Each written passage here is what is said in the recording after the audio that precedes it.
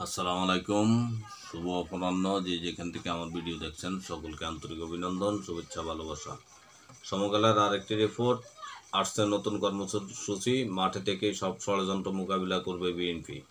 খবরে বলা হয়, সংসদ নির্বাচন নিয়ে অন্তর্বর্তী সরকারের গড়িমসি সহ সব ষড়যন্ত্র মাঠে থেকেই মোকাবেলা করার নীতিগত সিদ্ধান্ত নিয়েছে বিএনপি। দলটি মনে করছে, গণপরিষদ নির্বাচন, সেকেন্ড রিপাবলিক ও স্থানীয় সরকার নির্বাচনের দাবি তুলে জাতীয় নির্বাচনকে বিলম্বিত করার চেষ্টা চলছে।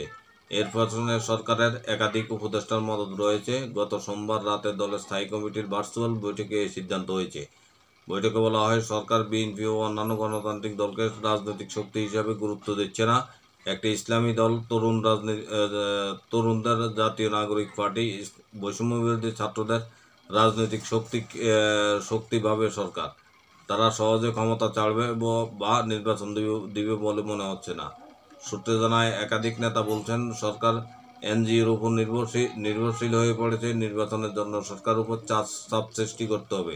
সম্প্রতি বিভিন্ন জেলা মহানগরে সমাবেশ করার মধ্য দিয়ে বিএনপির পক্ষ থেকে অবস্থান জানান দেওয়া হয়েছে। এই ধারা অব্যাহত রাখতে হবে। ঈদের পর নির্বাচনের দাবিতে কর্মসূচির ব্যাপারে নতুন সিদ্ধান্ত আসবে।